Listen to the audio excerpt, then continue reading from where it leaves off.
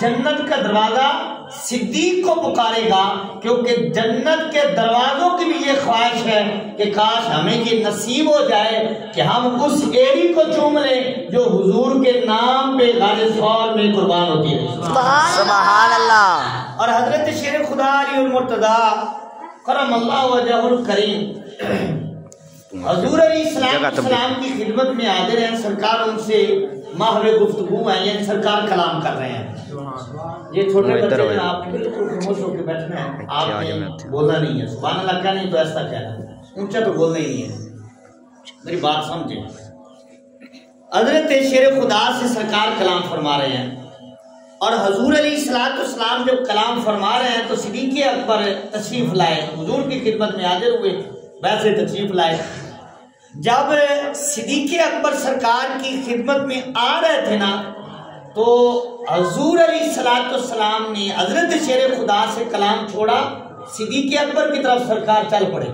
سبحان اللہ۔ اور سرکار چلے اور حضور نے صدیق اکبر سے مصافحہ بھی فرمایا، اور حضور نے صدیق اکبر کو سینے سے بھی لگایا، اور حضور نے صدیق اکبر کی پیشانی کو بھی چوما۔ سبحان اللہ۔ جن کو سرکار سینے سے لگائیں، سبحان اللہ، تعالیٰ بھونکنا بھی رہے تو ان کو کیا پرواہ ہے؟ اور صرف یہ سینے سے لگانے کی بات نہیں ہے، سرکار نے ان کو مزار میں بھی اپنے پاس سلایا ہوا ہے۔ سبحان اللہ۔ مزار میں بھی سرکار نے ان کو اپنے پاس سلایا ہوا ہے۔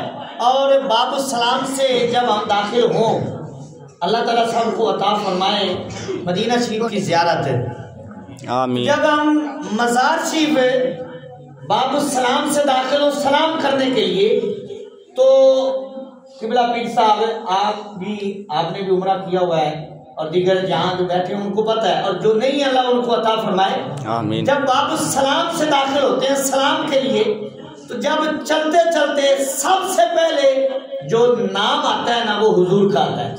سبحان اللہ۔ پہلے سرکار کی بارگاہ میں اور پھر صدیق اکبر کی بارگاہ میں سلامت کیا جاتا ہے، اور مزار میں بھی حضور کے بعد جس کا نام آتا ہے وہ حضرت ابوبکر صدیق ہے۔ سبحان اللہ۔ سرکار کا اتنا قرب حاصل ہے حضرت ابوبکر صدیق کو، اور یہ اس لیے سرکار نے صدیق اکبر کو اپنے پاس مزار میں بھی سلایا، تاکہ زمانے والوں کو پتہ چل جائے کہ صدیق جو ہے وہ حضور سے جدا نہیں ہے، کیونکہ اللہ نے فرمایا انعم اللہ علیہم من النبیین والصدیقین، فرمایا اللہ نے انعام فرمایا نبیوں پر اور صدیق پر، اگر واحد کے ساتھ کر لے تو فرمایا اللہ نے انعام فرمایا نبی پر اور صدیق پر۔ سبحان اللہ۔ تو قرآن میں بھی صدیق حضور سے جدا نہیں ہے۔ تو حضرت صدیق اکبر رضی اللہ تعالی عنہ کو حضور کا اتنا قرب حاصل ہے، سرکار نے سینے سے لگایا، سبحان، اور سرکار نے سینے سے لگا کر مخاطب کیا حضرت شیر خدا کو، اور حضور علیہ السلام نے فرمایا اے علی تجھے پتہ ہے ان کا مقام میری بارگاہ میں کیا ہے؟ سبحان اللہ۔ یہ حضور فرما رہے ہیں۔ اب سرکار نے خود ہی ارشاد فرمایا، ان جملوں پر غور کرنا ہے کہ سرکار علیہ السلام نے فرمایا کہ جو میرا مقام اللہ کی بارگاہ میں، یہ ریاض النظرہ کی حدیث بات ہے، سرکار نے فرمایا جو میرا مقام اللہ کی بارگاہ میں ہے نا، فرمایا میری بارگاہ میں ابو بکر کا وہی مقام ہے۔ سبحان اللہ، سبحان اللہ۔ میری بارگاہ میں ابو بکر کا وہی مقام ہے۔ اب اس کو تھوڑا سا سمجھیں اور حدیث کو وضاحت اگر ہم کریں تو اس کی ایک وضاحت تو یہ بھی بنے گی کہ جس طرح حضور سارے نبیوں میں اعلیٰ اور افضل ہیں، اسی طرح ابو بکر صدیق سارے صحابہ کرام میں حضور کی امت میں سب سے اعلیٰ اور افضل ترین ذات ہے۔ اس طرح سرکار اعلیٰ ہے، افضل ہے، سب سے اولا ہو اعلیٰ ہمارا نبی، سب سے بالا ہو اعلیٰ ہمارا نبی، اسی طرح صحابہ کرام میں اگر افضل ذات دیکھنی ہے تو حضرت ابوبکر صدیق کی ذات ہے۔ اور اس کی ایک میں مثال عرض کروں، سمجھ آ رہی ہے؟ یہ بڑے دوست جو ہیں کہ حضور علیہ السلام جب معراج کی رات معراج پر مسجد اقصی میں تشریف لے کر گئے تو سارے نبی موجود تھے، मुसल्ले पर कोई नहीं खड़ा हुआ। सुभान अल्लाह। और कुरान में हुजूर के दो सफर का जिक्र है, एक मेराज का और दूसरा हुजूर की हिजरत का। और मेराज में जो हुजूर का साथी है वो हजरत जिब्रील है, सुभान और हिजरत में जो हुजूर का साथी है वो हजरत अबू बकर सिद्दीक है। और फिर लुत्फ की बात देखें, लुत्फ की बात ये है कि जब हुजूर मेराज पर जाते हैं ना, तो जो हुजूर का मेराज का साथी है ना, वो हुजूर को लेने आता है। सुभान अल्लाह। वो हुजूर को लेने आता है, लेकिन जब गार और हिजरत की बारी आती है तो हुजूर का जो साथी है ना, वो लेने नहीं आता, सरकार खुद उनको लेने के लिए उनके घर तशरीफ लेकर जाते हैं, उनको सरकार खुद लेने के लिए जाते हैं। और फिर दूसरी बात देखिए कि मेराज का जब अल्लाह ताला ने जिक्र फरमाया तो हजरत जिब्रील का जिक्र नहीं है। सूरह नजम में मेराज है और सूरह बनी इसराइल की पहली आयत में मेराज है, लेकिन वहां जिब्रील का जिक्र नहीं है। लेकिन जब हिजरत का जिक्र अल्लाह ताला ने फरमाया तो अल्लाह ने हुजूर का भी जिक्र फरमाया और हुजूर के यारे गार अबू बकर सिद्दीक का भी जिक्र फरमाया। सुभान अल्लाह। और फिर दूसरी लुत्फ की बात देखें कि साहिब का माना साथी और साहिब का माना सहाबी। सुभान अल्लाह। हालांकि यहाँ रफीक और खलील ये सारे माने आ सकते थे, लेकिन साहिब अल्लाह ताला ने इसलिए फरमाया ताकि पता चल जाए कि सिद्दीक़ अकबर हुजूर के साथी भी हैं और हुजूर के सहाबी भी हैं। सुभान अल्लाह। तो हजरत अबू बकर सिद्दीक रज़ियल्लाहु ताला अन्हु को अल्लाह ताला ने ये मकाम अता फरमाया। तो गार की मैं बात करने लगा था और मेराज की। तो मेराज पर जब सरकार तशरीफ लेकर गए तो मुसल्ला खाली है, सारे नबी मौजूद हैं, लेकिन मुसल्ले पर कोई खड़ा नहीं हुआ। सरकार अलैहिस्सलाम तशरीफ लाए तो हजरत जिब्रील ने अल्लाह के हुक्म से हुजूर का बाजू पकड़ा, ये मफहूमन बात अर्ज कर रहा हूँ, हुजूर को मुसल्ले पर खड़ा कर दिया, सरकार को मुसल्ले पर खड़ा किया। किसने? हजरत जिब्रील ने। तो अब जब सरकार मुसल्ले पर खड़े हुए हुजूर ने नमाज पढ़ाई तो इस बात से ये बात वाज़ेह हो गई कि सारे नबियों में आला और अफजल करीब तरीन जात जो है वो हमारे आका और मौला की जात है। सुभान अल्लाह। ये तरीका वाज़ेह हो गया कि जब किसी की फजीलत को ज़ाहिर करना हो तो क्या किया जाता है? मुसल्ला दिया जाता है। सुभान अल्लाह। अल्लामा साहब उसको मुसल्ला दिया जाता है। तो सरकार अलैहिस्सलाम ने जब ये बात समझी तो जब सरकार के विसाल की बारी आई तो हुजूर ने अपना मुसल्ला जिसको दिया है वो हजरत अबू बकर सिद्दीक है। सुभान अल्लाह। और जिनको जिब्रील ने मुसल्ले पर खड़ा किया है तो उनकी इमामत में किसी नबी को एतराज नहीं है। सुभान। किसी नबी ने एतराज नहीं किया है। जिनको मुसल्ले पर जिब्रील ने खड़ा किया है और जिनको मुसल्ले पर रसूल ने खुद खड़ा किया है, सुभान अल्लाह, उनकी इमामत पर कौन शक कर सकता है?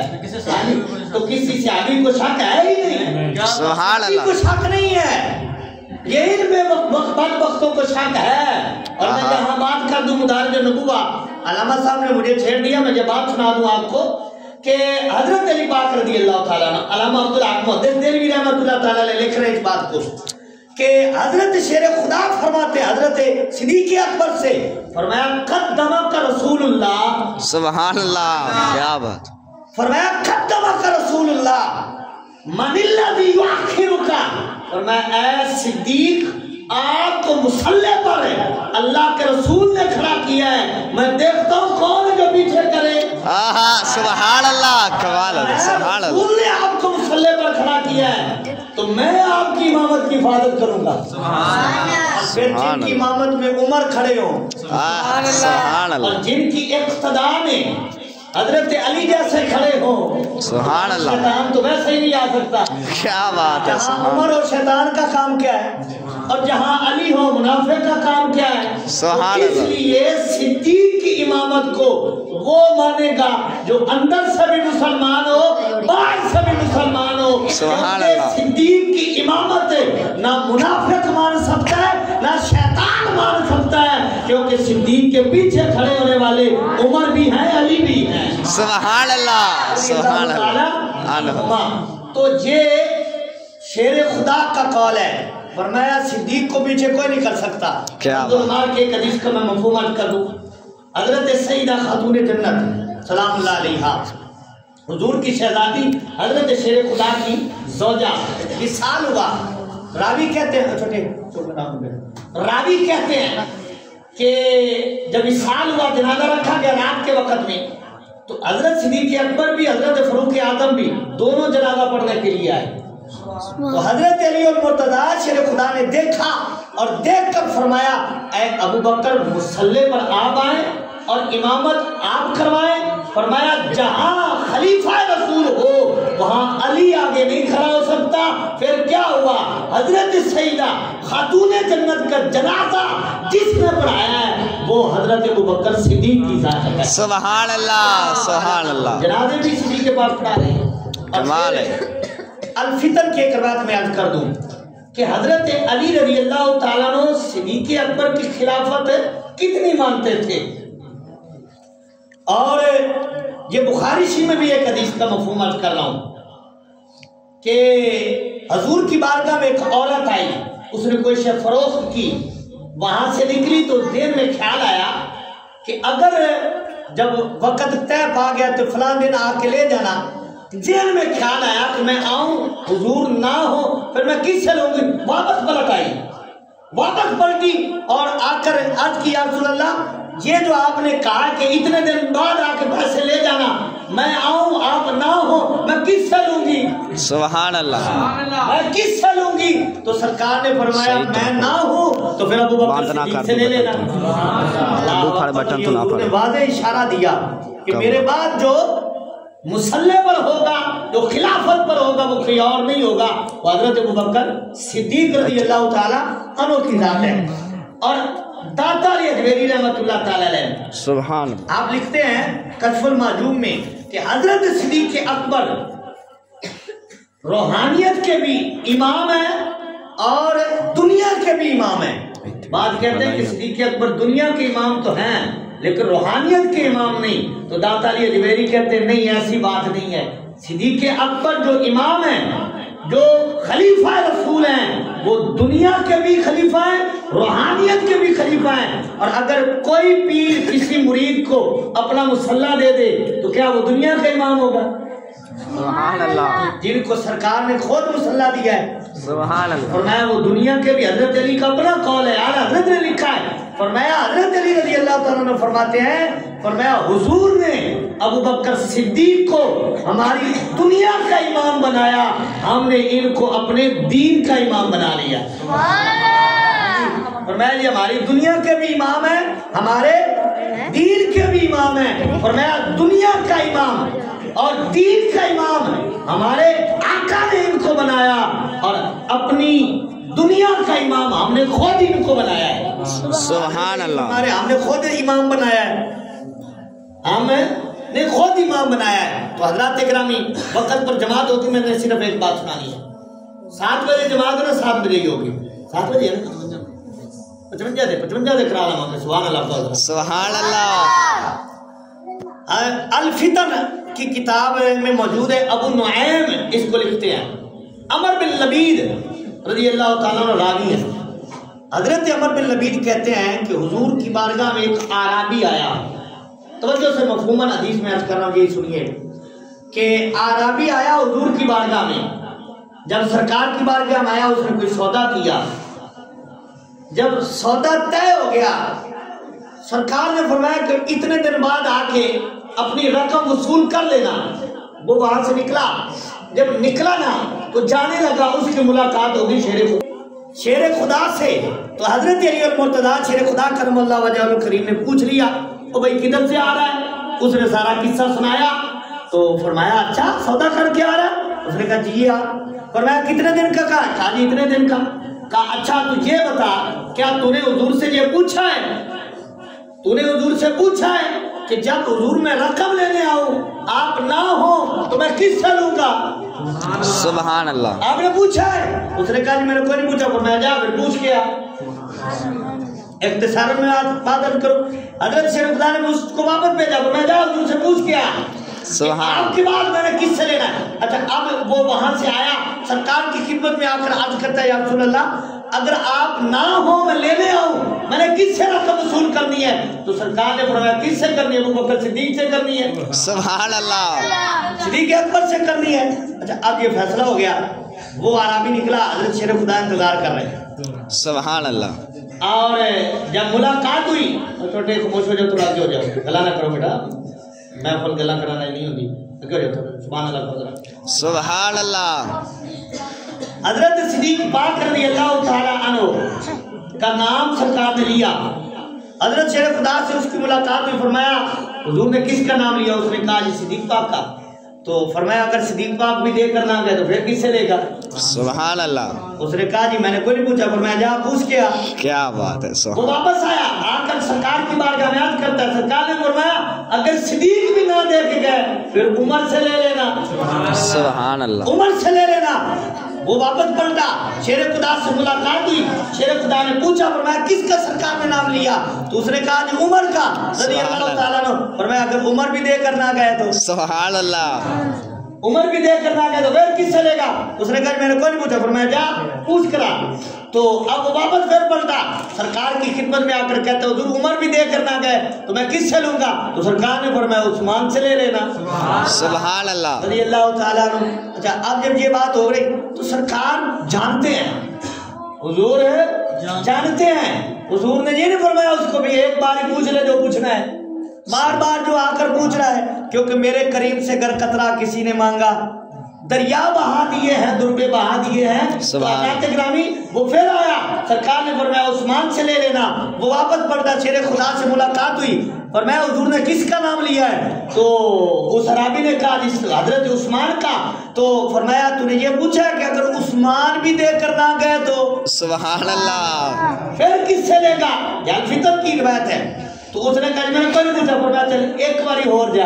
کیا بات ہے، سبحان اللہ۔ ہاں جی، وہ پھر سرکار کی خدمت میں آیا، آ کر سوال عرض کیا۔